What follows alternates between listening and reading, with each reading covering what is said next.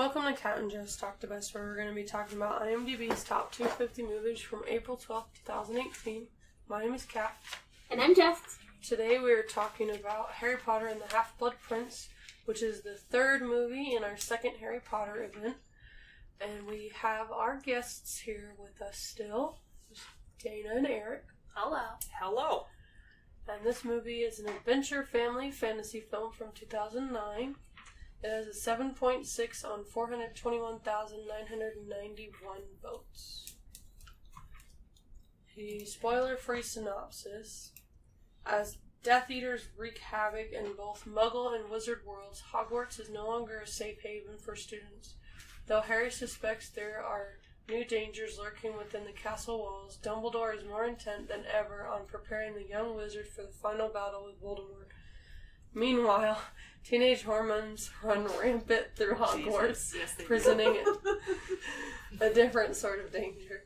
Love may be in the air, but tragedy looms, and Hogwarts may never be the same again. That's a hell of a review synopsis deal. Yikes. That's funny. That is funny. Alright, so this is directed by the same guy who did Order of the Phoenix and David Yates. He did Order of the Phoenix, this one, the rest of the Harry Potter movies, and he will be doing the entire Fantastic Beasts series. Woohoo. All 6 Fantastic Beasts movies. Nice. Lord. Yeah. And of course, our golden trio.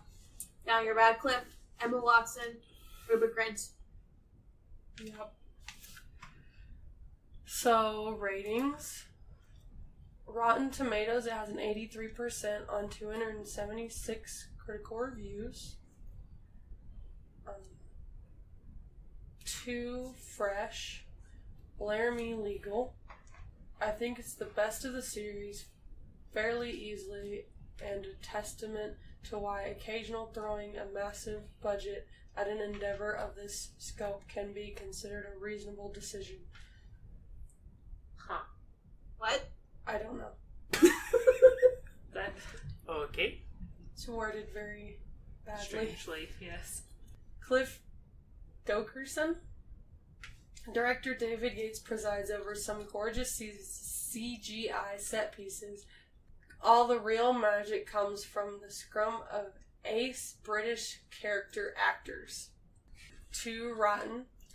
Anthony Lane. All in all, despite the verve that drives the grander set pieces, it's hard to avoid the sensation of a film toiling overtime to convince itself of its own solemnity. Huh. Okay. And Rachel Wagner. It's competently executive as a movie, but as an adaptation, it's badly done. Yeah. Okay. Well, I she's would've not agreed with wrong. that one. We're all like, well, I mean, yeah. You're not wrong. So, the consensus. Dark, thrilling, and occasionally quite funny, Harry Potter and the Half-Blood Prince is also visually stunning and emotionally satisfying. Yeah, I can get on board with it for the most part. Yeah. I will say that I think this movie is a little bit funnier than the past ones have been. Yes. Because of Slughorn. Slughorn is funny, and just... Harry's just, like... Harry's funny. in He's this dim-witted but funny in this one. Alright, so the income. The budget for this one was $250 million.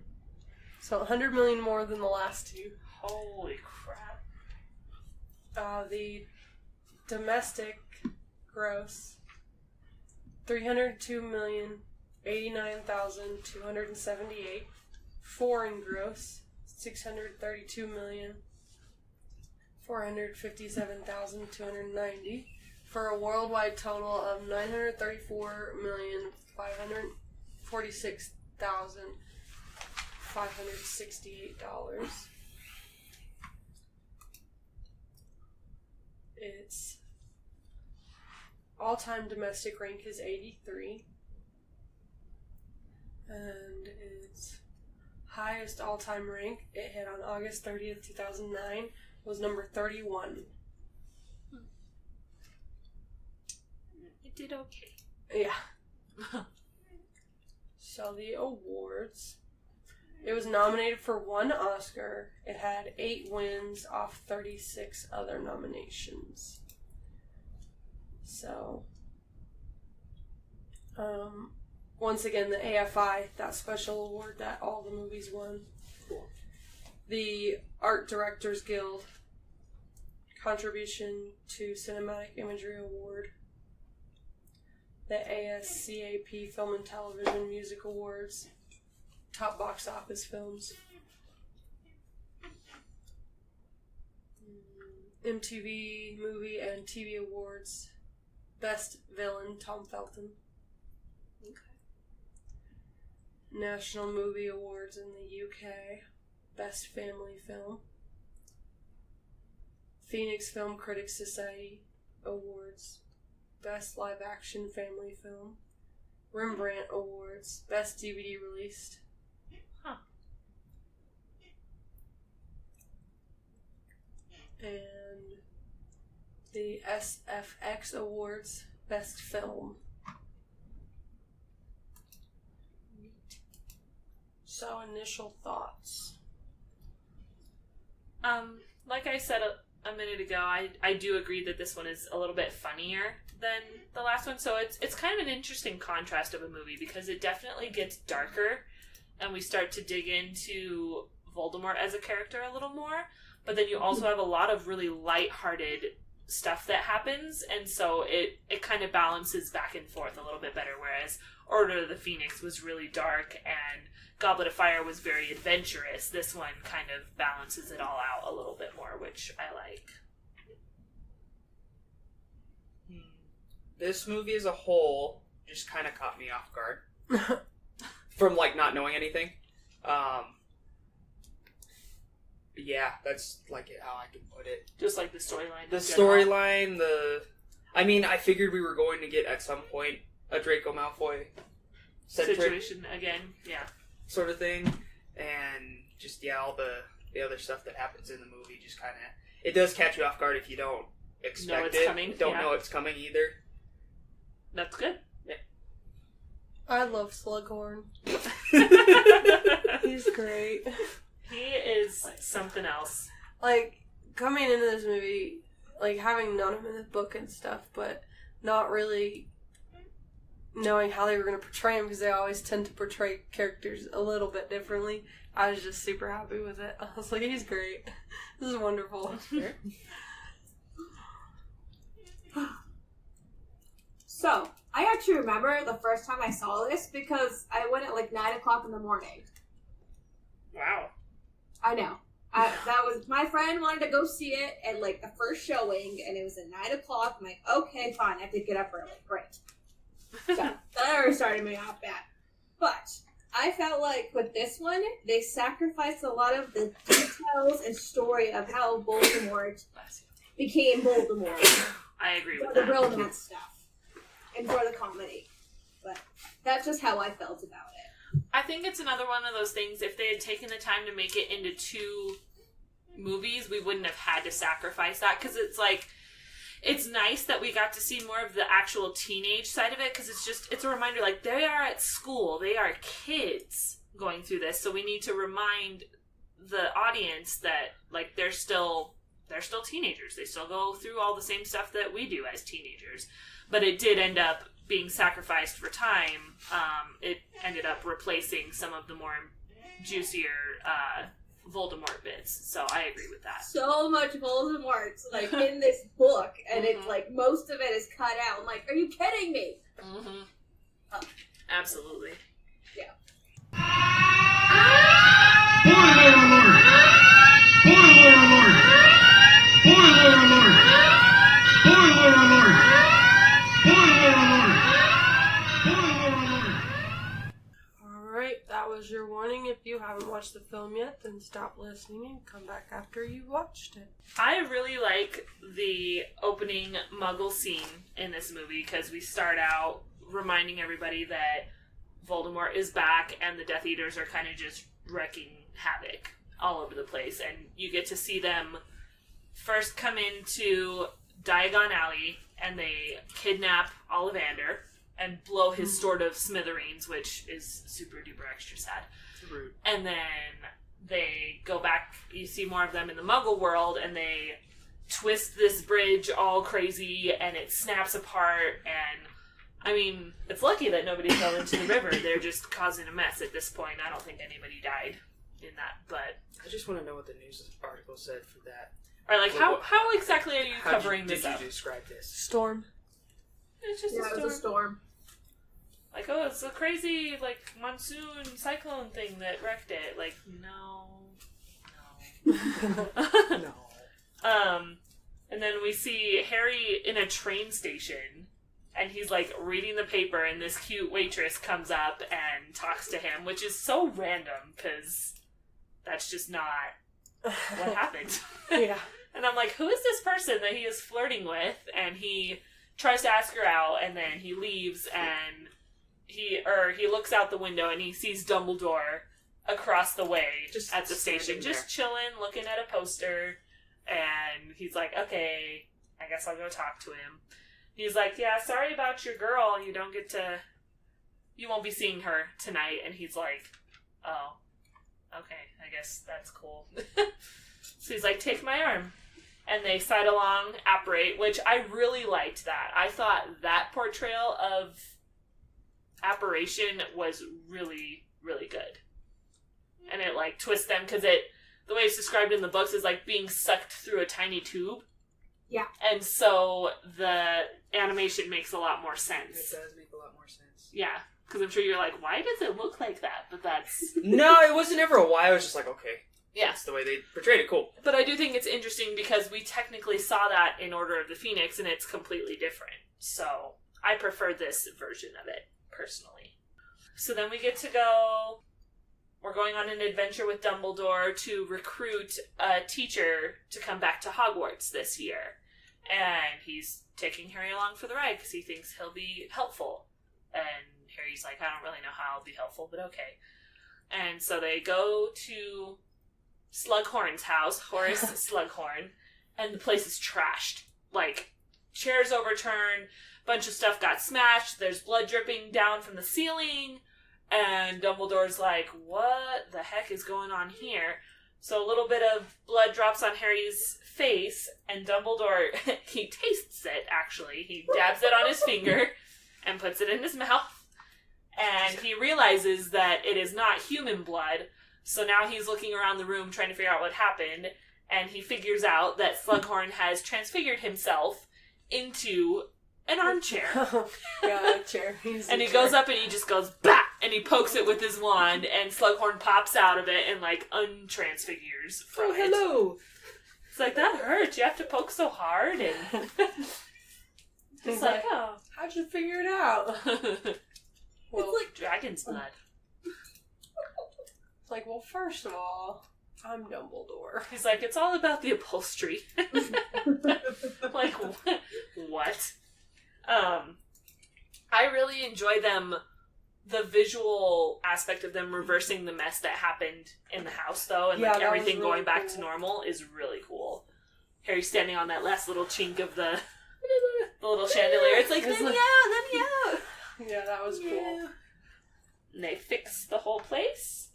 And then Dumbledore is super manipulative, and he's like, I'm actually just going to go to the bathroom, so bye. And leaves Slughorn to talk to Harry, and we find out that Slughorn likes to collect people Yeah. in his life. And people he thinks are special and intriguing and can help him in his endeavors. And so Harry just kind of is Harry the whole time. And then Dumbledore comes out and he's like, okay, we can go now while I see a lost cause. And they go to leave, and Harry's just kind of like, what just happened? And he's like, hang on one second. Horace comes out and he's like, fine, Dumbledore, I'll take the job, but I want a new office and a raise. And that was it. And Harry was like, I'm so confused. And he's like, he couldn't resist capturing you, Harry. Yeah. I love about Slughorn is that it's not even his house.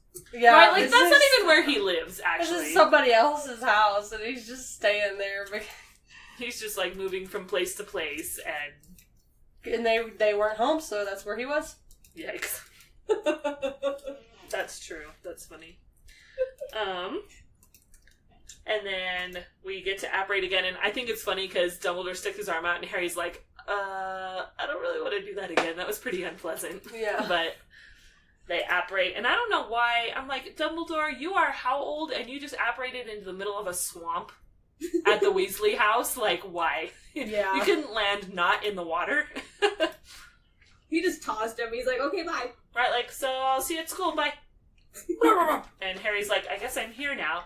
That little scene at the Weasley house is kind of fun, though, because Ginny sees his stuff, and she's like, Mom, when did Harry get here? And she's like, Harry's here? And then someone's like, did you say Harry? Yeah, I think he's here. Where is he? I don't know, wandering around the house, and nobody knows what's happening. And I'm just like, oh my god, stop. Yeah, that's funny.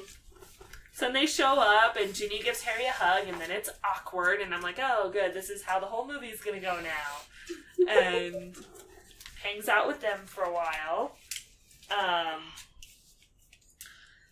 Finds out that Hermione and Ron, obviously Ron's there, but Hermione's already there as well. She had just gotten in, I think, like, the night before, or a couple days before, or something like that. Yeah.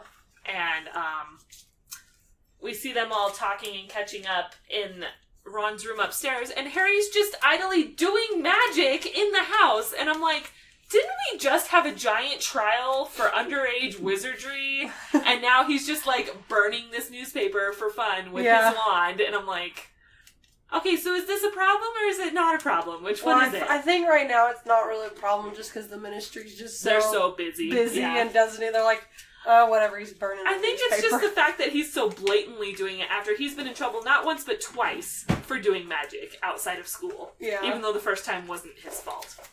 But it just, I don't know, inconsistency with the law here. Yeah. And we see kind of the Bellatrix and Narcissa and Snape are there. Yeah, we get to go Voldemort to Snape's has house. given Draco a task to do. Mm-hmm. And Narcissa is like, well, if he can't do it, Snape, I want you to do it. And so Snape's like, Bellatrix is like, well, make the vow if you say you're gonna do it. Words are just words. And he's like, fine, do the vow on it then. And she's like, oh, okay, well, fine. Yeah. Whatever. And so they do the unbreakable vow. And now he is Draco's protector.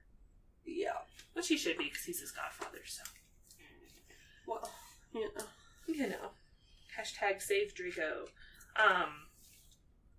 Then we get to go to Diagon Alley and see the only shop that really hasn't shut down in the midst of all the crazy, which is Weasley's Wizard Wheezes. Yep. Fred and George finally started up their joke shop here, and it's amazing, and I want to go there so bad, because is it so cool? It's awesome. It's so cool. Just all of Diagon, because this is the first time I've been to Diagon Alley, because it wasn't open last time I went, and it was just so cool, because the way they have you enter it, it's just like the wall had already opened up, and they disguise it really well, because it's like outside you're like in London, mm-hmm. and then you kind of walk around this little corner, and you walk in, and it opens up, and all you see is Diagon Alley, and the first shop on the right is the Weasley shop, and it's super cool. They've got like all the joke stuff. They got all the candy from the snack boxes. Yeah, it's so cool. It's so much fun. You're not allowed to go upstairs, but they have stuff they up have there the upstairs, that you can take pictures of and stuff. So that was really cool. I just thought it was such a fun shot, and it's super. It automatically gets back into that lighthearted feel of the movie, and it kind of shows what this movie's going to do the whole time, which is kind of an up and down of dark and light all the way through. And you get to see all of their inventions. And the fact that they came up with all of this stuff that they sell in this shop. Everything from toys to potions to candy to apparel. Like, there's just so much stuff that they've made over the years. And they're so smart. And you see Ginny and Hermione looking at the love potions, and they had that section in there too. Yeah, I just think it's really cool. And then I thought it was funny because Ron's like, "How much is this?" And it's like 5 galleons. He's like, "For me?" And they're like, 5 galleons. He's like, "I'm your brother. 10 galleons." Like, you want to play that game? We'll charge you more. Yeah. We see the Peruvian instant darkness powder and all that stuff. And the bummer here is that the delay in the storyline is that you didn't see Harry get his winnings for winning the Triwizard Cup, technically. He gets a bunch of galleons for that, and he immediately gives it to Fred and George to start their joke shop. Yeah. That's where they got the money for it, because the Weasleys don't have money. Yes. But Fred and George got it from I always Harry. was curious about that. Yeah, so Because Harry I've never- did win a prize for technically winning the tournament, but he gave all of it to Fred and George. And they said that they would pay him back. They weren't taking it. It was a loan. Like, he was their investor. Yeah. So then Harry's looking around and they're like, literally whatever you want, just take it, but they were going to charge Ron double. That explains. Okay. Yes, does that make more sense? Yes. And we see Lavender Brown for the first time. yeah, in the shop. She's in the shop and she's making eyes at Ron. Just like, you're going to be annoying, aren't you? And while we're in the Diagon Alley, Harry, Ron, and Hermione see Draco going And his mom. into Nocturne Alley.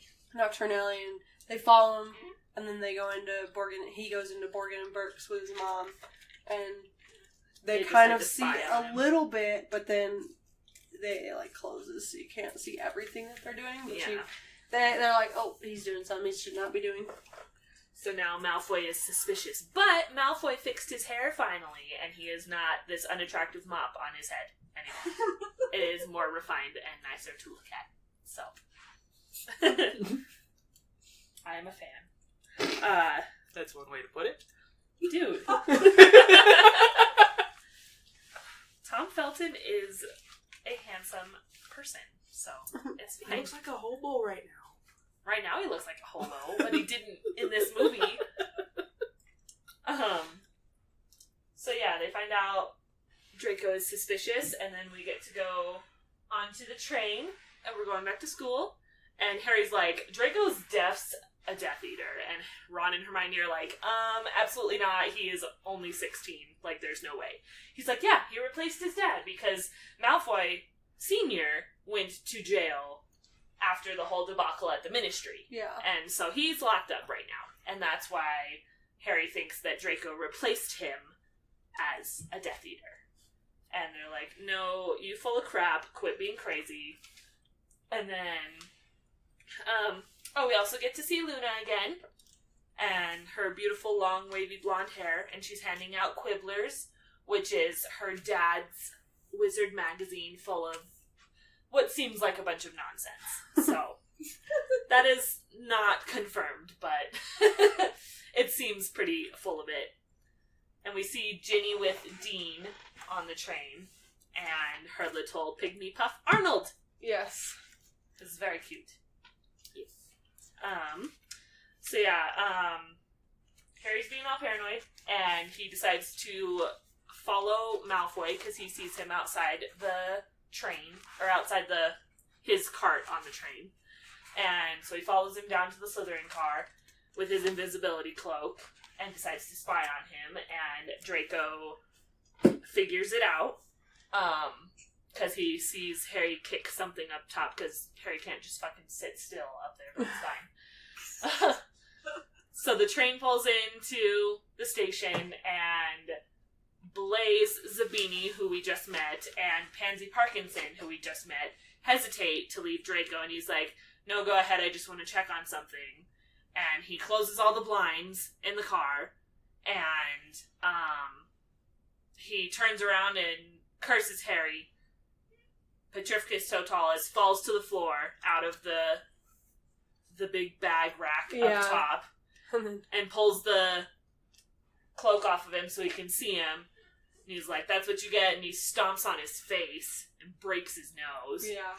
And the only reason he's found is because Luna's got these weird glasses on and sees all She can of that. see the rack spurts. Yeah. And she's like, your head's full of them. Your head's full of them. Yeah, because Draco covered Harry back up with the invisibility cloak and was just going to leave him there. Yeah. But she came and found him because of all the rack spurts. Yeah. Hogwarts is under, like, super tight security. Yeah, there's R's all over the place. Flitwick's doing check-ins. Yeah. Yeah, they're checking everything that's going into the school with a dark detector deal. Phil Filch is checking it, and Snape comes up and vouches for Draco's stuff because he's in on the plan, and so Filch doesn't check Draco's bag, so if there's anything amiss, it goes past without anything. So, we go to the feast, and Harry comes in, and they're all like, why is he always covered in blood? And Ron's like, well, I think it's his blood this time. Just like, well, I mean, yeah, you're right. So Harry sits down, and Dumbledore gets up to make his usual speech and introductions. And he introduces Slughorn as the potions teacher, not as the Defense Against the Dark Arts teacher. So everybody's like, what? And we find out Snape finally won, and he gets to be the defense teacher. Even he looks surprised. Yeah, I think it's like residual surprise of finally being appointed the spot he's been wanting forever. I thought that was a really good plot twist. Because you just assume, like, they never say anything while Harry is with Dumbledore getting Slughorn, but you just assume he's going to be the new teacher because you can never hold on to one. But no. He is a potions teacher. Yeah. So I thought that was a good little twisty deal. So that's the ball drop there. We get to go out the next, I'm assuming it's like the next day or so. And the hallway's full of students, and Ron and Harry are just hanging out because after OWLs, you don't have to take certain classes anymore if you didn't pass them. So they have a free period, and they're just chilling, watching all the kids get ready to go to class, and McGonagall's momming everybody all over the place. Yeah, she calls Ron and Harry over, and she's like, I thought you were wanting to become an Aura. And he goes, well, yeah, but I needed to take this class. I needed an outstanding to get potions, and she's like, well, that was when Snape was teaching it, so you're good. Slughorn will take you at your current grade. Yeah. And she's like, take Weasley with you. He looks far too happy. So then they get to go down to Newt level, NEWT level potions. Yeah. Which I really like how I liked Slughorn's first lesson compared to all the lessons we've done with Snape, because he already has potions going in the classroom, and it's like, look at all these things, like, who can tell me what all these are called? And of course Hermione knows all of them. And he's surprised and excited that Harry and Ron come in, and he's like, okay, well, go ahead and go over there and get your books out. And they're like, well, we don't have them because we didn't know we were going to be here. He's like, okay, well, just grab some out of the cupboard. And one is, brand new. One's brand new and one's trashed, and so they fight over the brand new one, and Ron ends up getting it. So Harry grabs the older copy of Advanced Potion Making. And they go over, and Hermione's in the middle of explaining all of the potions that are out on the table, and the last one she's describing is Amortentia, which is the most powerful love potion in the world. And she says it's interesting because it smells different to each person, and so she's describing what it smells like. Anyway, she smells something related to Ron, and so she, peters off and, almost doesn't finish her sentence. Yeah. And so she backs up, and then a bunch of the other girls come up closer, and they're smelling it, and Slughorn puts the lid on it, nope. And then someone's like, well, Professor, you haven't told us what's in that one, and there's a tiny little vial of, clear potion, and he's like, oh, this is Felix Felicis, which is liquid luck. And I was a little disappointed because I wanted it to be gold. Thank you. Because it's like a pure gold in the book, and it bubbles, and it's, what did they say? It's little, the droplets kind of jump like fish out of the water while it's bubbling, and it's just very happy, lucky, go, magic, and so I was sad about that, but he says that whoever can create the perfect, what is it, the draft of... What? Draft of Living Death. Yeah, that one. Whoever can create the closest one to the recipe in the book will win the little vial of liquid luck. And so we go through the whole class period, and you see everybody trying to make this hard potion, and Harry's book is written all over. There's so many notes and scratch-outs and additions to all of these directions in the book. He starts changing some of the things that he's doing, the original book says to slice the little beans that they're using, and his got crossed out and it said to crush it, and it releases the juices better. So he does that and squeezes it out, and Hermione's like, how the hell did you do that? And he's like, well, it just says to crush it. And she's like, no, it says to cut it. And he's like, okay, crazy, well, that's what I did. And so he makes a couple of alterations, and it creates the perfect potion, and he wins the liquid luck, and Hermione is a little disgruntled at being beaten. And yay, Harry did another good thing. And yay, Harry's the center of attention again, hurrah. I love her hair in this, too. It just gets bigger and bigger and she's bigger. just so riled up, and it's just like, it's so funny. Because she's just watching Harry succeed with, like, complete ease. And she's struggling her way through this potion. Yeah.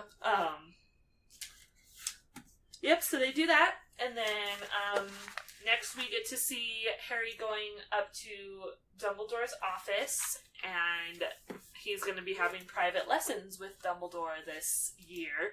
Which turns into, like, 2 lessons versus, like, the 6 or 7 that we actually have in the book.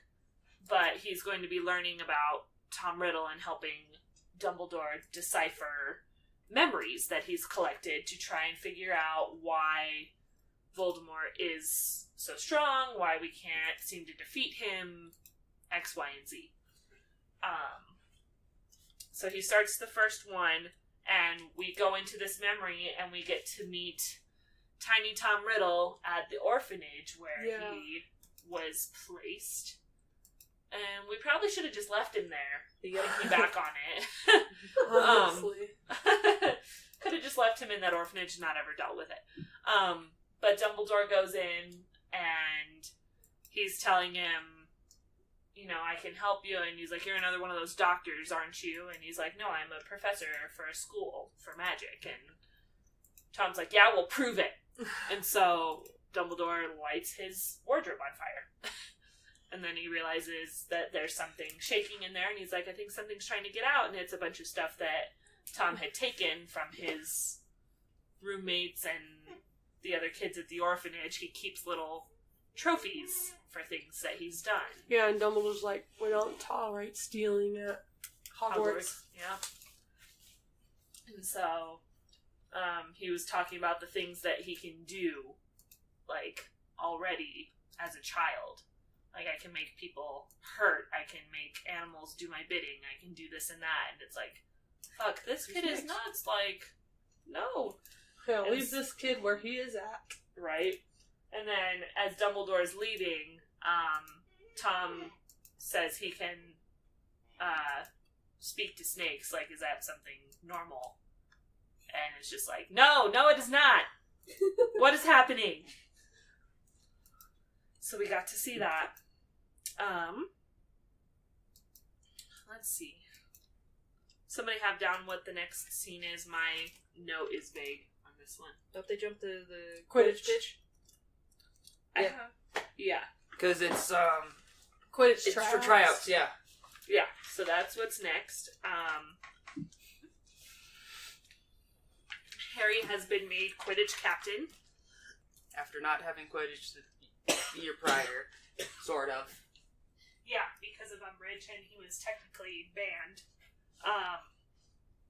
But he decided to have tryouts all over again, so that it wasn't favoritism, since Ron had ended up on the team, Ginny had ended up on the team last year.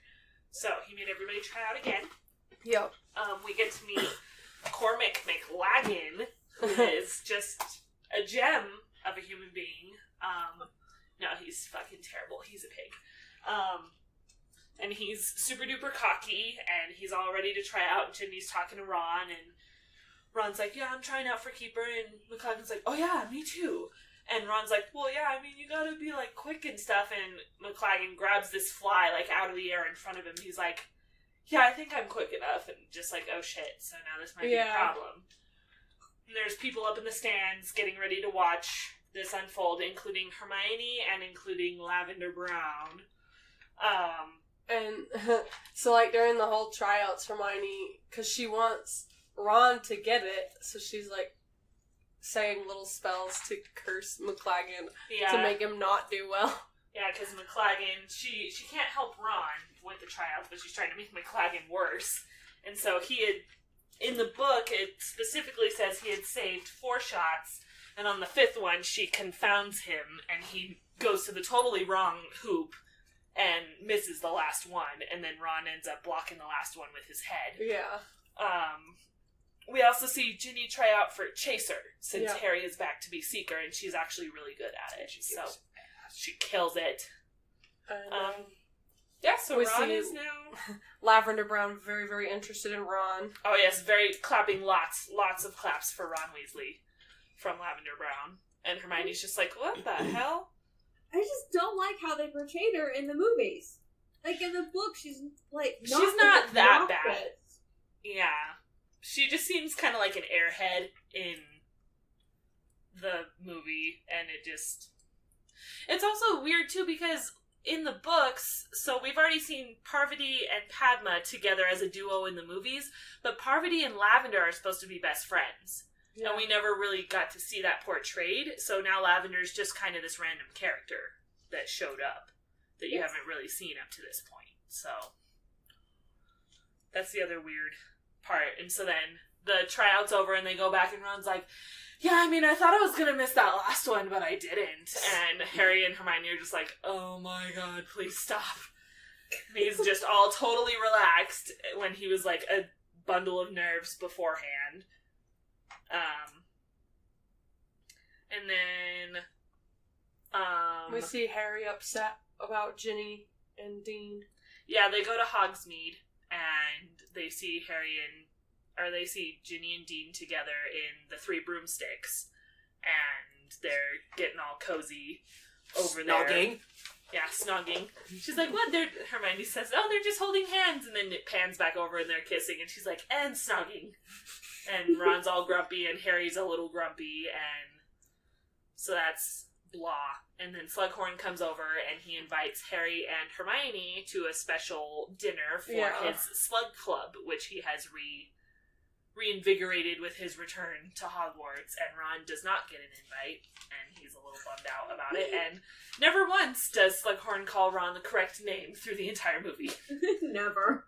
Which you think it would be easy. I mean, he's a Weasley. Wallaby and Wemby and all kinds of Wallaby, I think, is my favorite one. He says that one a couple times. I like Wemby.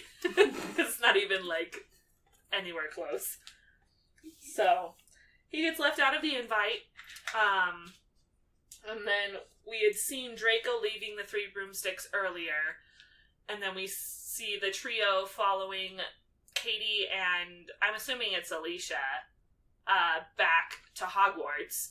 And they're arguing, and something rips open, and you see Katie fly around in the air, and she's getting whipped around, and then she flies up, and she gets stuck, and her mouth is open in this silent scream, and then she drops to the ground, and Alicia's like, I told her not to touch it, and so you see this necklace laying out in the snow, and Hagrid comes up to help her and carry her back to Hogwarts, and he's like, whatever you do, do not touch that. And the reason that Harry and Ron and Hermione know them is because Katie and Alicia, they're both on the Quidditch team. Yes, which we haven't known up to this point. Yeah. Like, they don't really... In this movie, it's not actually Alicia. I wasn't sure who it was. No, it should be Alicia, because they're best friends. It should be, but in this movie, they changed it to her name's Leanne. Oh, yeah. Forget that. Her name's Alicia.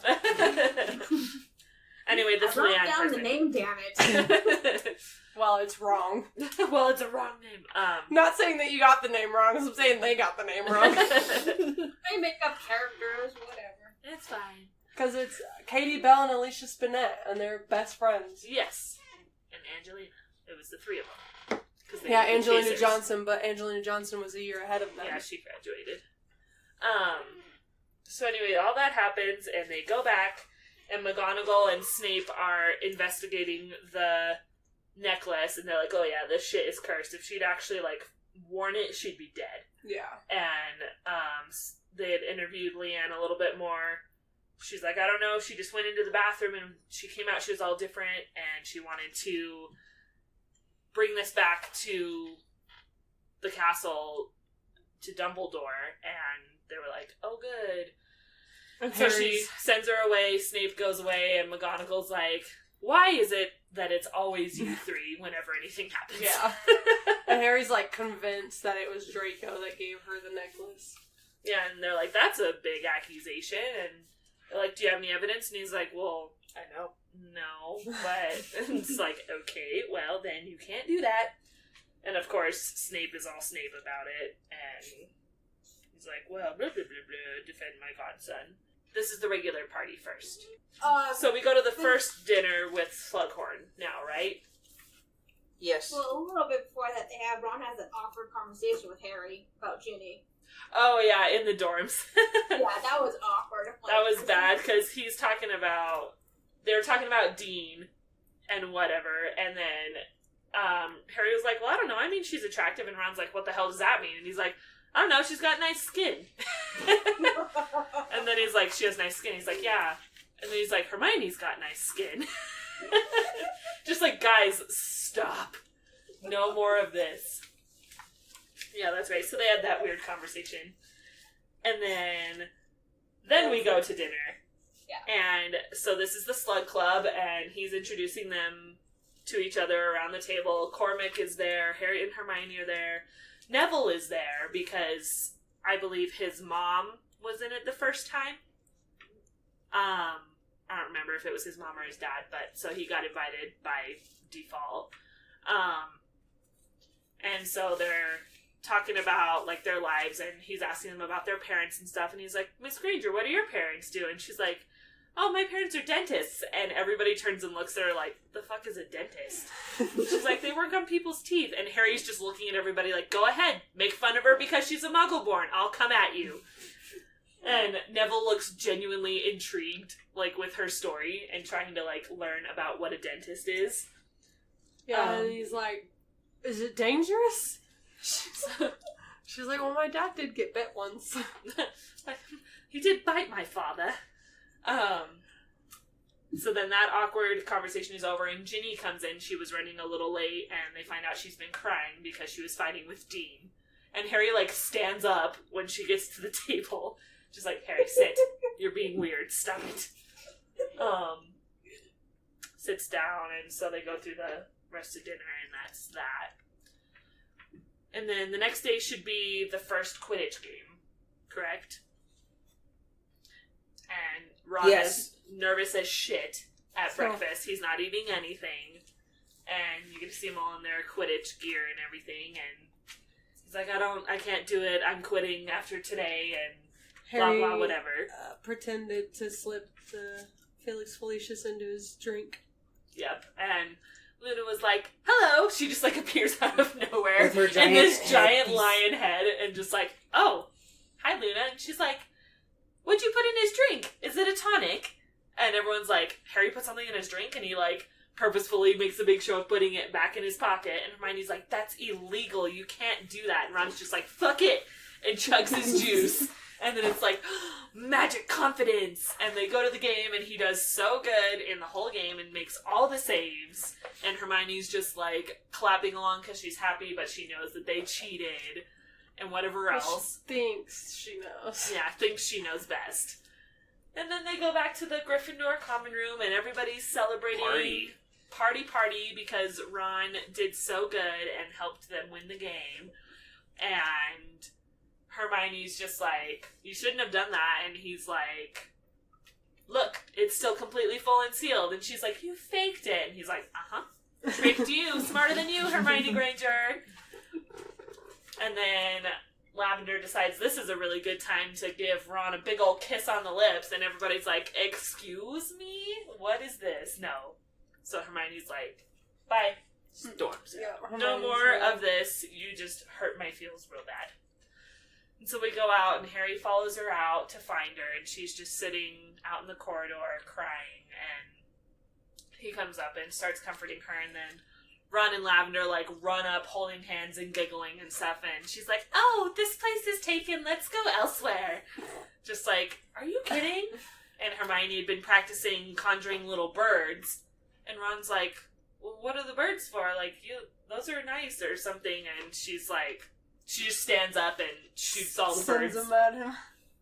and they burst on the door, and he's like, what the heck, and he leaves. And she had asked Harry, like, what it felt like for him to see Ginny with Dean, and then after she sits back down after the birds and he's comforting her, he's like, feels like this. Yeah. And it's a really good Harry and Hermione moment again, because it's just proving, I hate the people that wish that Harry and Hermione were together. Like, that's not how this works. Sorry. No. So this is just a really good friendship moment for them, and I really liked it personally. Bless you. Then we go to the library. Why are we in the library? I'm trying to remember the reason why they go. I believe because Harry was talking to Hermione, because he first Just talked in with general. Ron about everything going Oh, on. okay. And he talked So- to Hermione about it. And I'm He's assuming the he went there to awkward find person her. there. Yeah. So went in to find Hermione at the library and be like, hey, like, you should talk to Ron. Well, if Ron wants to do that, he can do whatever he wants, and blah, blah. And then she's like, okay, so you see this girl back in this corner? Her name is Ramil Devane, and she definitely wants to send you love potions, so you best watch yourself. She only wants to talk to you because you're the chosen one. And Harry's like, but I am the chosen one. And she whacks him right on the head with a paper. Like, stop it. Get over yourself. Sorry. Which I thought was so funny. So she's just like, you just better be careful, because people want to do that to you. And that's not cool. And he was talking to her about the Christmas party. Oh, yeah.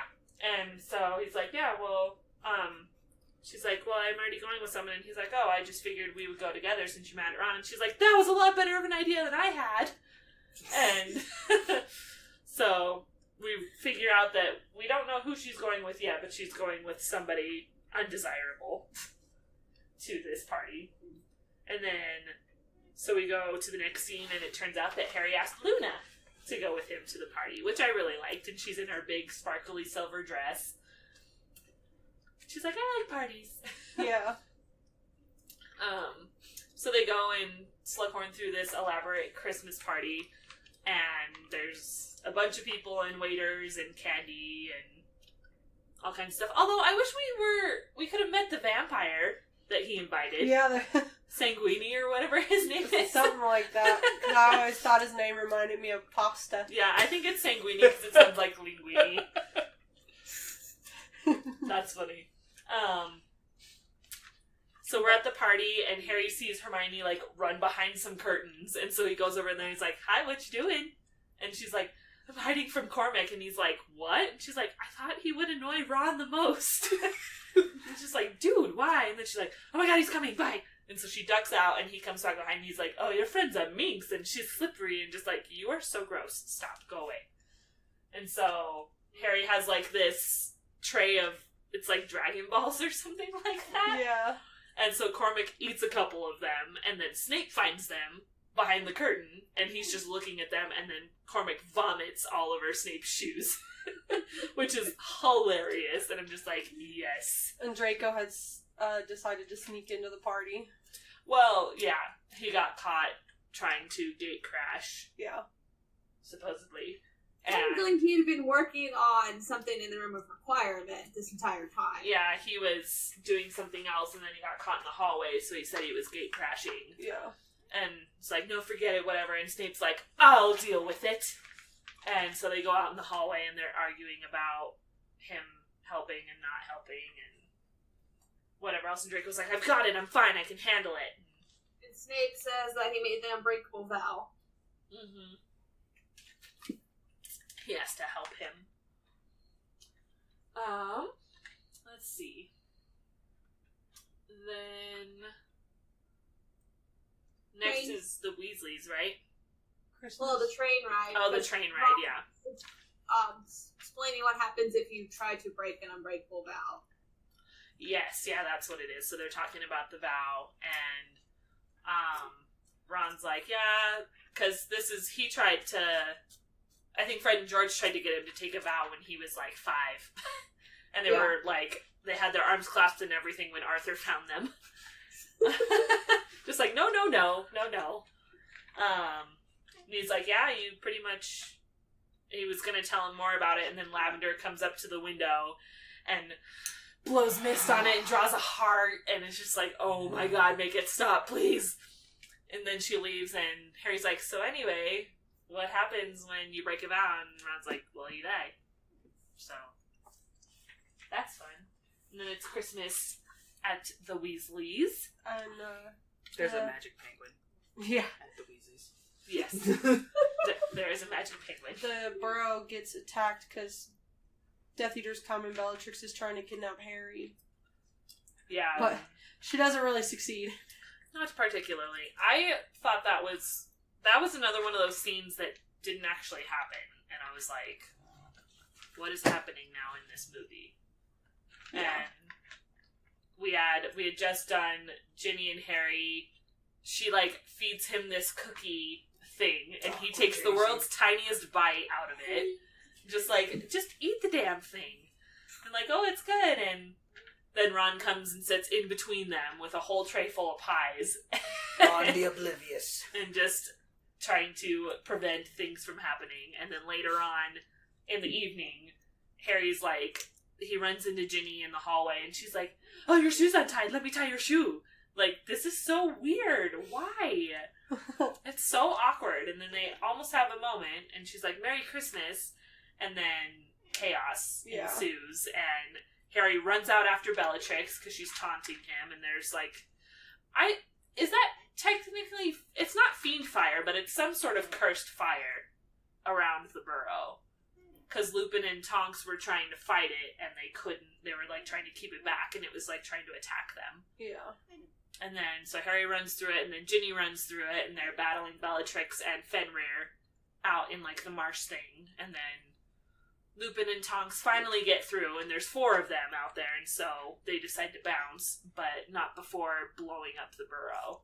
Which is just so heartbreaking for me. And just seeing Molly's face, and she's just staring at her house, and it's up in flames. Well, because they don't have a lot of money, and she's worked so hard to make her house the way it was, and now it's and to keep it running. gone. And she's such a good witch too, and she has so many like charms and spells on that house, and they just blew it. Yeah, they just blew the whole place up, and you're right, it's a money thing too. You know, they don't have money to fix it. You know, so that was super, super sad. And then, let's see, we go back to school, and it's around Valentine's, actually. I think we kind of jump in the timeline here, because Lavender gets Juan this beautiful necklace for him to wear, and Hermione's like, excuse me, I have to go and vomit. Like, goodbye, I'm not watching this anymore. So we see that little tidbit, and then we have another Dumbledore lesson after that, correct? Yes. Yeah, this is with the older Tom Riddle. Like, he's like, maybe, 16 or so? Yeah, and they're in the Slug Club, and this is the most important memory that Dumbledore has gotten thus far. And so, it's a Slug Club thing, whatever, and Tom's talking to Slughorn about this and that, and then his friends leave. And he's like, hey, what can you tell me about Horcruxes? And Slughorn's like, never ask me that. Why would I ever tell you that? You don't need to know. And it's this big confusion thing. And Harry comes out of the memory and he's like, what? And Dumbledore's like, that was a bit confusing, wasn't it? Be surprised if you weren't. Right? Well, they never actually mentioned Horcruxes. The memory was altered. And he wanted Harry to pretty much do the same thing that Tom Riddle had done. Yeah. And find out what Riddle had asked about. Yeah, I guess so, because it was all garbled, and he's like, don't ask me that, and blah blah, tries to cover up his own memory, and we find out that Slughorn altered his own memory because he's ashamed of what actually went down. And so Dumbledore's like, go get the real one. Yeah. And like, so now Harry gets to attempt to get this memory from Slughorn, and he is dumb about it half the time, and he does the exact same thing that Tom did the first time. Yeah. And it's like, you really think he's not going to remember that? Like, Slughorn went through the effort of covering up this memory. because he's not proud of it, and you come in with the exact same verbiage and wording trying to get it out of him. Like, that's not how this works. So then he decides instead to use the Felix Felicis. Well, and we need to see about the cupcakes first, because Harry got a box of cupcakes from Romilda Vane. Oh yeah, and with the Hermione had warned him about the love potion, but we go back to the dorm and we find out that Ron ate all the cupcakes. And so now he's obsessed with Romilda, and we didn't know. He's like, I just love her. Do you think she knows I exist? And Harry's like, well, yeah, thinking he's talking about Lavender. And Ron's like, who are you talking about? And Harry's like, who are you talking about? And he's like, Romilda Vane, of course. Like, oh God, no. And so he takes him down to Slughorn, and he's like, I think he ingested a potion, and so I wouldn't have Slughorn... come here if I didn't have to. Yeah, and Ron's just like, in the back, and so Slughorn invites them in and makes the potion to undo that, and gives it to Ron. He's like, it's to calm the nerves. Here, it's a tonic. And Ron drinks it, and you see his face immediately drop to the floor, because he's all, like, sad, and he's like, what just happened? Like, it was a love potion. You're okay now, though. And so, Slughorn pours some drinks for a pick-me-up, and he hands it to Ron, and him and Harry clink glasses, and while they're doing that, Ron downs his, and then immediately drops to the floor because it's been poisoned. Yeah. And so, now they're trying to fix it, and Slughorn's sitting there like a lump on a log, just like, what do I do? And Harry's like, I need a bazaar! Yeah, quick on his feet and helps Ron out. A very small burst of cleverness from Harry Potter, everyone. This doesn't happen very often. It's like he learned about the Bezoar from Snape, too. He learned about it from the book that he got, yeah. Which, we don't see that, so we don't really even know how Harry knew about this in the movie. But he puts it in Ron's mouth and closes it and waits, and he finally relaxes a little bit, and Ron's like, these girls are gonna kill me. And Slughorn was like, I meant to give that as a gift to Dumbledore. Yeah, they're in the hospital wing, and he's like, well, I actually intended to give it as a gift. And Dumbledore's like, to whom? And he's like, well, to you, Headmaster. And I was like, ooh, that's 2 attempts on Dumbledore's life now. And so Ron's unconscious, and Ginny and Hermione are at the bed with him, and they're just kind of like comforting him and stuff. And Lavender comes, and she's like, where's my wand? Has he been asking for me? And just like, dude, no. He has not been asking. No one is asking for you. Get out. And she's like, why is she here? And she's like, excuse me? Why the fuck do you think I'm here? And Lavender's like, well, I'm his girlfriend. And Hermione's like, well, I'm his friend. His friend. And Lavender goes over, and she's like, can you hear me? 1-1. And whatever else. And then he whispers Hermione's name instead. And it's just like, oh, that really sucks, actually. Yeah. She flees crying, and Hermione sits back down and holds his hand, and Dumbledore's like, to feel love's cruel sting. And just like, oh, yikes, make this scene stop, it's terrible. So uncomfortable. Then we get to see Draco working on the cabinet some more. In the room of requirement, we find out what he's doing. Trying to make it work. It's like we know it's a portal at this point. And so he had put an apple in there, and the apple came back with a bite out of it. And then he put a bird through, and we see the bird go all the way through into Borgin and Burke's, and then it comes back, but it's dead on the way back through. And he's just getting frustrated and everything, and getting stressed out because he knows that Voldemort's going to kill him if he doesn't figure this out and make it happen. And so we go on, and we're at breakfast or some sort of meal in the Great Hall, and they're sitting talking at the table, and Katie comes back in, and Hermione's like, Harry, Katie's back. And so he goes over to talk to her, and she's like, I don't know who cursed me, Harry. I just remember going to the bathroom, and I don't remember anything after that. And then she looks past him, and she's watching Draco, and Harry turns around, and Draco had been staring at Katie, and he's shocked that she's back. And so he turns around and leaves the hall, and Harry immediately follows after him, because he's super suspicious, and follows him all the way to, it's actually supposed to be the girls' bathroom on the 2nd floor. And Draco's at the sink and he's crying because he's terrified and he's upset, and he sees Harry in the mirror and turns around, and they immediately start trying to curse one another, and they're fighting all across the bathroom and blowing out the pipes and everything, and Harry decides to use this great spell that he found in his new book called Sectum Sempra, and he slices Draco open, and he drops to the floor in the bathroom and is bleeding out all over the place. Fuck some mud. Snape comes in and shoves Harry away and starts trying to mend his wounds, and Harry leaves. And, so we do that, and we figure out that, Harry needs to get rid of this book, because it's obviously causing more harm than good. And so Ginny's like, I know where we can put it. And so they go to the Room of Requirement, which is the same, like, the Room of Hidden Things is pretty much where they're at, technically. And there's a bunch of crap in this room, and there's furniture and clothing and books and cages and anything you can think of in here. And so they actually find the cabinet that Draco had been working on, and Harry opens it, and the bird flies out of it. And, of course, they don't know what it means, but... Yeah.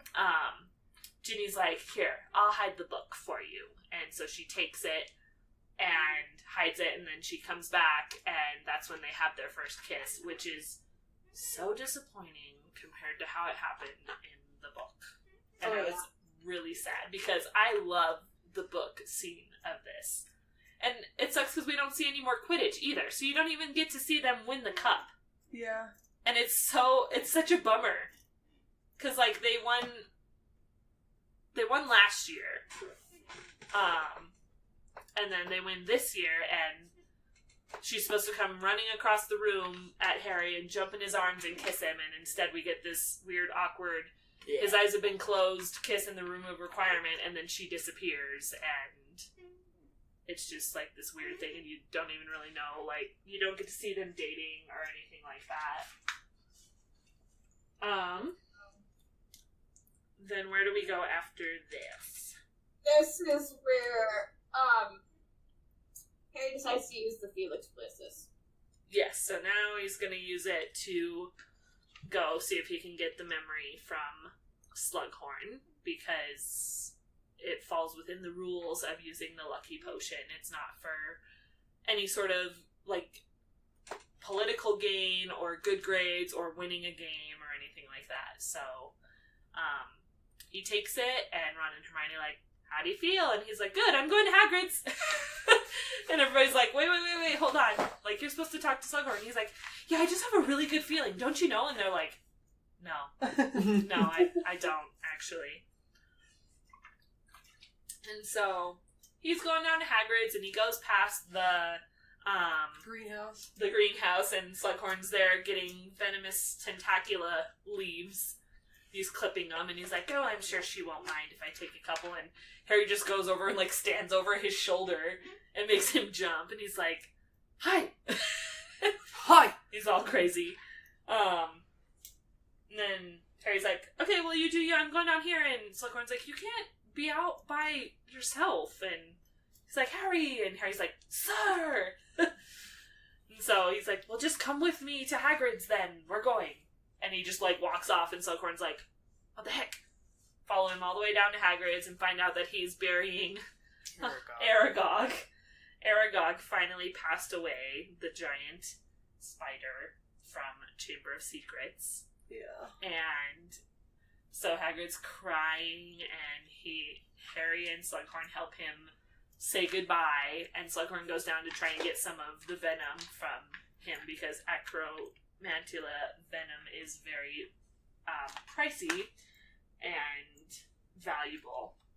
So he gets some of that, and then they go back to Hagrid's house, and they drink, and they're singing this sad, like, song about, I don't remember what it's about, but Slughorn and Hagrid are drunk, and they're singing, and then Hagrid ends up passing out, because he's too drunk, and Harry brings up something along the lines of Voldemort killing his parents, and pretty much guilt trips Slughorn into giving him the memory that he needed. Yeah. Unaltered.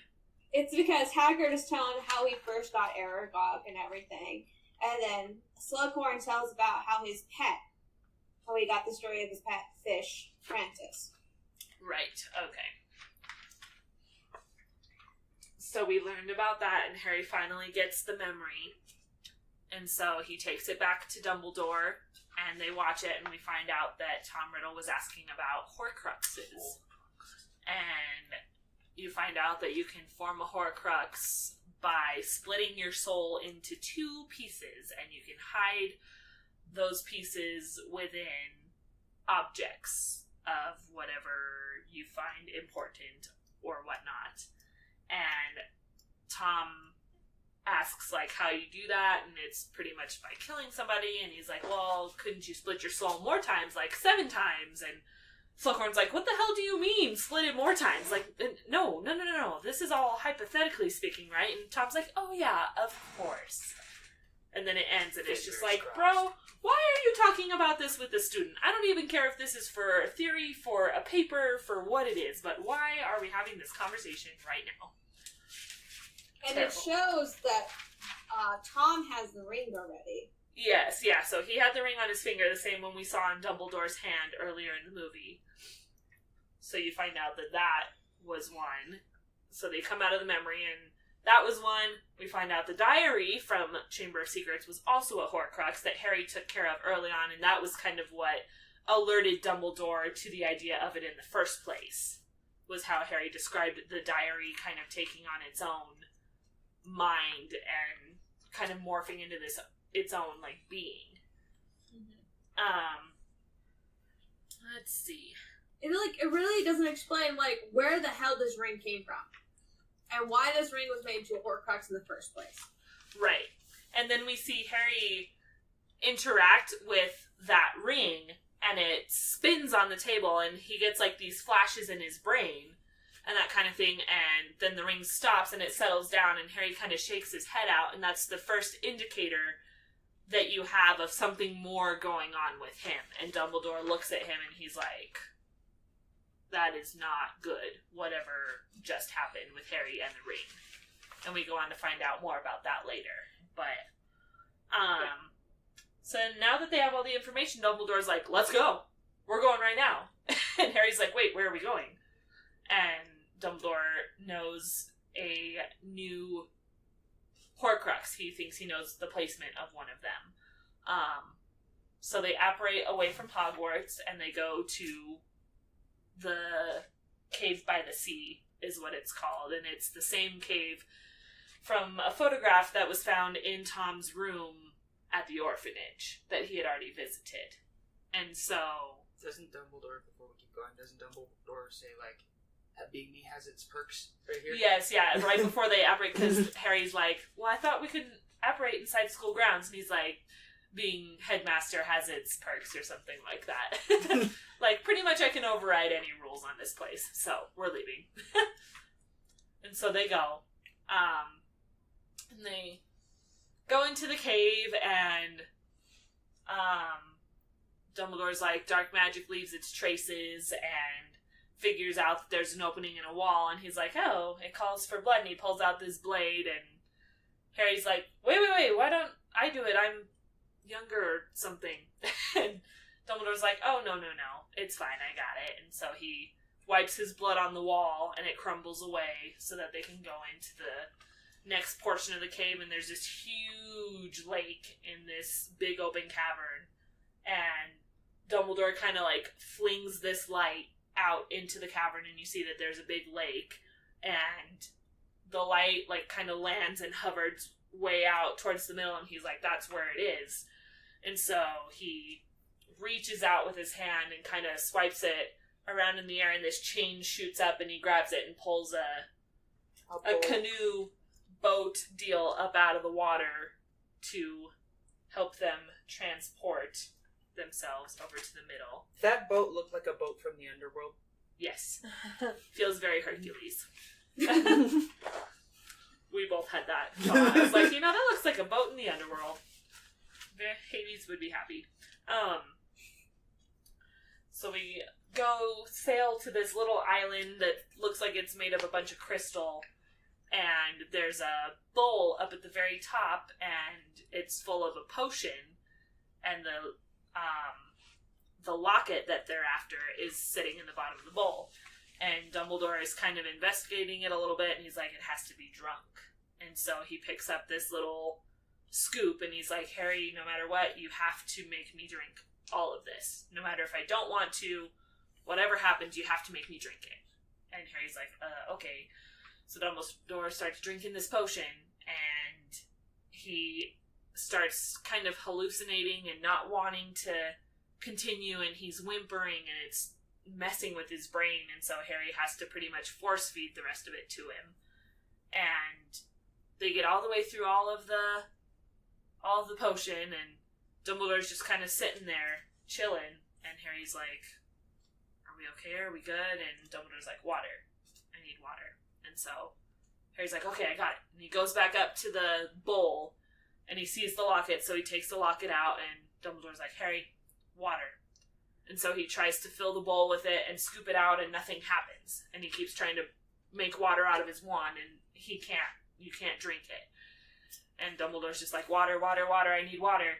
And so Harry has to go down to the edge of the island and scoop the water from the lake for Dumbledore to drink. And as soon as he touches the water, this hand shoots out and grabs him.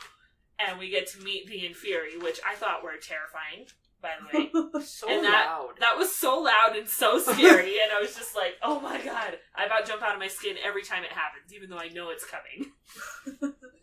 But these they're just these bone-white zombie corpse things that come up out of the water, and they drag Harry down. He falls into the water trying to escape them, and falls in, and you see all these bodies of all the people that have come to this cave before.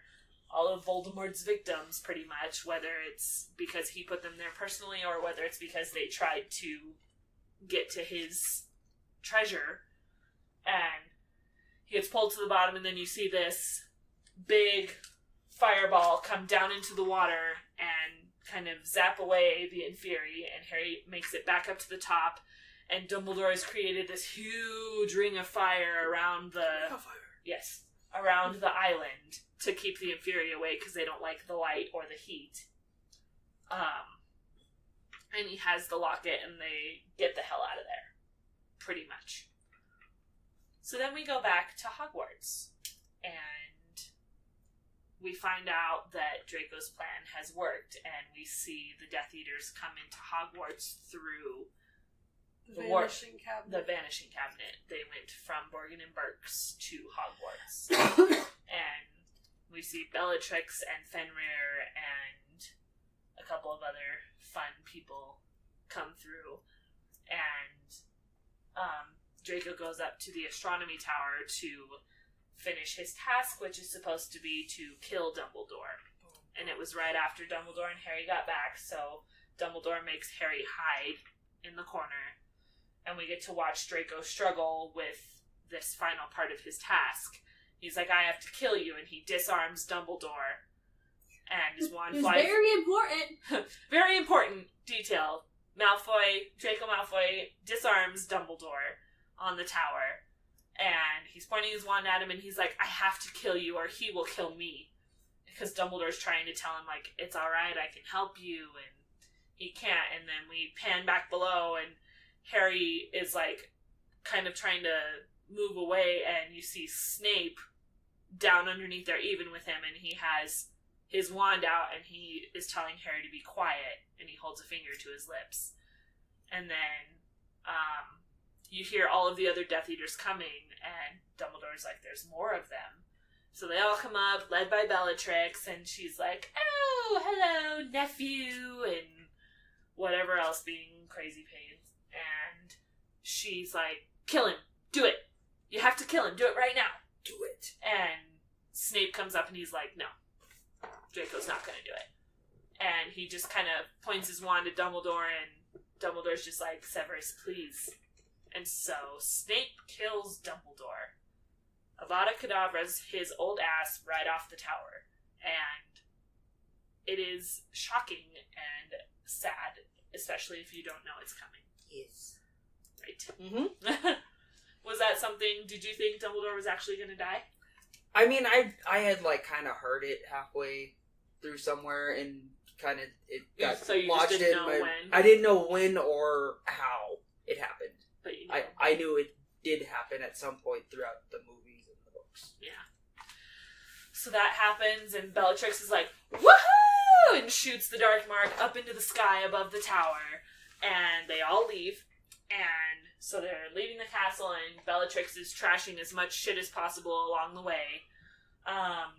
Harry follows them out of the castle, and they're leaving, and Bellatrix decides that it would be fun to light Hagrid's hut on fire. And lights that bitch up, and Harry's like, Snape! And he's yelling after him, and he's like, you're a traitor, and you're a coward, and he tries to curse him. With his own curse. Yes. Come to find out. Yeah, so he tries Sectum Semper on Snape, and Snape blocks it, and he comes running up to him, and he's like, you really think you can use my own spell on me? And he's like, that's right, I'm the Half-Blood Prince. And you find that out because Snape's mom's name, her maiden name was Prince, and so that's what he decided to go by for that. And then that's about it, and I was a little disappointed with that scene because it was supposed to be a battle scene, and that's not really what happened, so that was kind of a bummer. Yeah.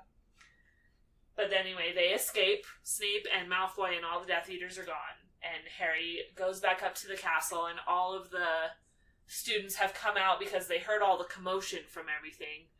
And Dumbledore's laying at the base of the tower, and Harry just goes over and is just like, oh my god, like, what do we do? And he's crying, and you see everybody gathered around, and Ginny comes over to comfort him, and he leans on her, and McGonagall's crying, and she puts her wand up in the air, and just shoots just like a beam of light out of it, and all of the students follow suit, and their magic blasts away the Dark Mark in the sky, which I thought was a really cool scene, really, because that was not written in the book. That was a really good addition, I think. And now that's kind of like the thing.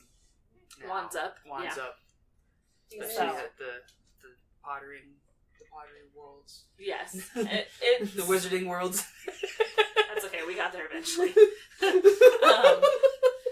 It was just a very emotional scene. Like, I didn't cry very much when Dumbledore initially fell off the tower, but when everybody put their wands up, that's the part that got me. And that was like the moment when a lot of people decided that something needed to be done.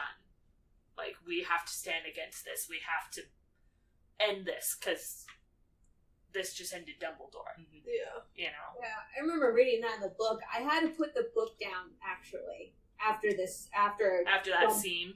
Yeah, I had to. I had to compose myself. Like, I need a moment. That is a lot.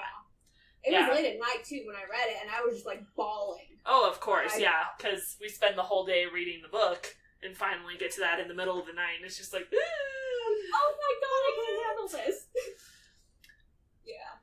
Which was so sad. And then we get to the last part, and Harry's like, I have to go finish what we started, and I don't know what you guys are gonna do, but I'll try and write to you. And they're just like, are you fucking dumb? Like, how long have we been doing this, and you really think you're gonna go by yourself? And he's like, yeah, the locket's a fake, too. Yeah, and we find out that it's fake, and there was a note inside of it from an RAB individual, and so now they have to figure out who that is and find the real Horcrux, because they pretty much went through all that for almost nothing.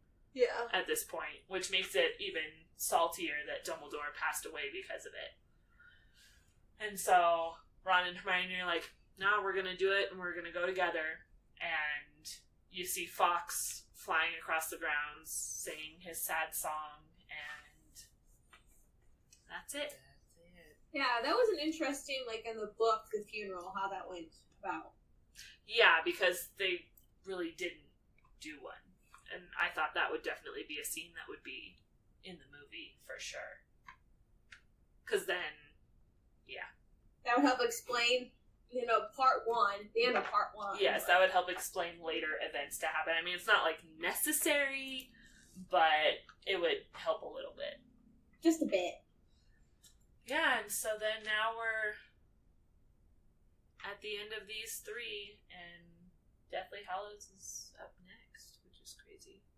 We're already at the end of this, so. Yeah. Alright.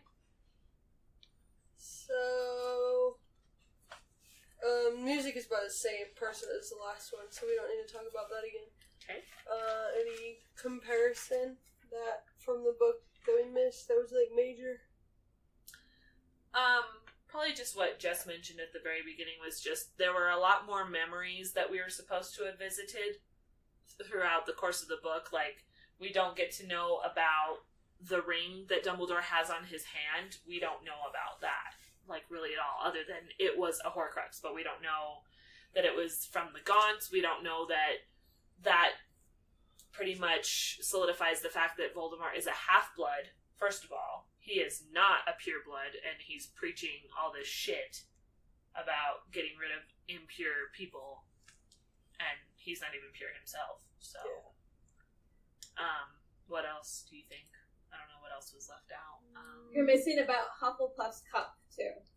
Yeah, because he has something from every house that he is. We're assuming at this point has been turned into a Horcrux, because we already did. We just did the locket, which was Salazar Slytherin's. Yeah, it's passed down from them. So now we're assuming that there's more, but we never cover Hufflepuff's cup. No, there's like a whole story behind it. How Tom Riddle used to work for Borgin and Burke's. Mm-hmm. And so he was trying to get the cup for Borgin and Burke's from this old lady. Hepzibah Smith. Yep. Yeah, like, that was another one that completely got skimmed over. And like the entire Gaunt family, they just completely was like, nope, none of that. And I mean, I guess it's not technically relevant per se, but it makes things make a lot more sense. So that's the struggle with it. But other than that, I don't think there was really anything else, because we touched on, they did a whole lot with the teens in this go around, so we really saw most of the development. Like I said, I was disappointed in how we played out Harry and Ginny's relationship, because we actually get to see them like together in the book for a while, like dating, and you don't get to see that in the movie. And him telling Ginny that, you know, he's leaving, she's like, you're gonna leave, aren't you? And you're leaving me here, and it's this whole upsetting thing, and we don't do that either, so. There's also the thing with Lupin and Tonks, also. How, like, when, like, at Christmas time, it seems like they're together. Right. But in the book, they don't get together till the end. Right. Yeah, it's implied that they're already together, and so, because Tonks goes through this whole transformation where she's not very colorful, and she's not just like her normal self, because she's hurting because of Lupin and their whole situation.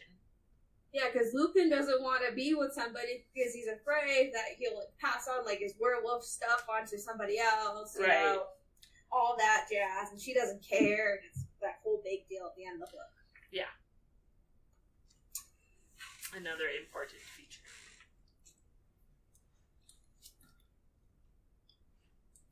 Cool. Alright. Trivia? Got anything?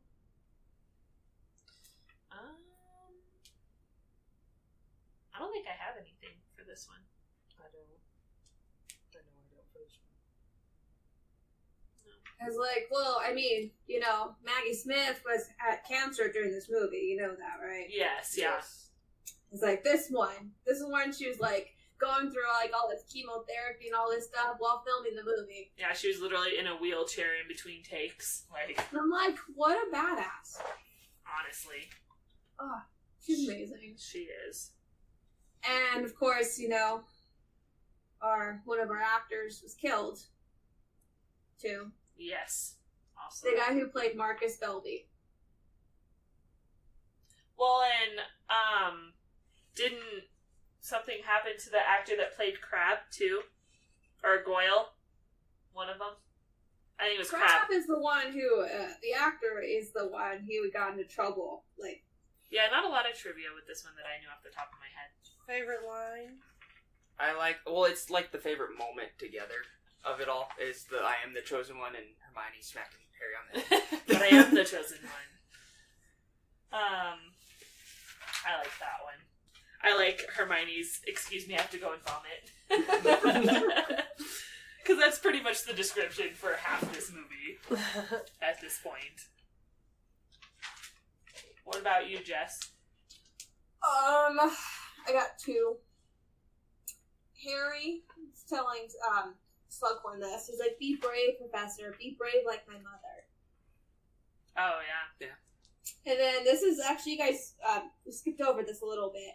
Right before Harry and Dumbledore go to the cave, Snape and Dumbledore are talking. Right. And this is like, I love this quote. It says, has it ever crossed your brilliant mind that I don't want to do this anymore? Yeah, I remember that. Mm-hmm. That's a good one. What about you, Kat? When Harry and Ron are having fun in the common room watching, or not common room, in the hallway watching the first years, Potter, take Weasley with you. He looks far too happy over there. That's a good one. Seriously misunderstood creatures spiders are. It's the eyes, I reckon. They unnerve some folk. Not to mention the pinchers. It's so funny. It's just like Harry was on drugs for that whole scene. Yeah. Exactly how did you get out of the castle, Harry? Through the front door, sir. I like but I am the chosen one. I think that one's my favorite. Smack. Because it's just so funny. It's so sassy, and Hermione's just like, whack! Right on his head. Like, no, absolutely not. That's like all I think of when I think of Harry Potter. Is that just scene. that scene. That scene in particular. I am the chosen one. Bah! Oh, sorry. Yikes. It pretty much sums up Harry and Hermione's relationship for the entire series. Yes. But I'm popular. Stop it. Oh, okay. She's got to keep him grounded. She does. He's never had a mom, so now he does. Well, unless you count Mrs. Weasley. Yeah. That's a little bit too much momming sometimes, though.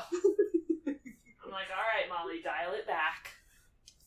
Let the kid breathe. Alright, so, what's your rating? I'll give this one an 8. 7. Oh, this is tough for me. It's like a 6 or a 7 for me. It's like in the middle. Do a 6.5. It's like, technically they don't give like half stars in IMDb. Yeah, so IMDb doesn't do half stars. Well. 6. I'm going with a 7 on this one.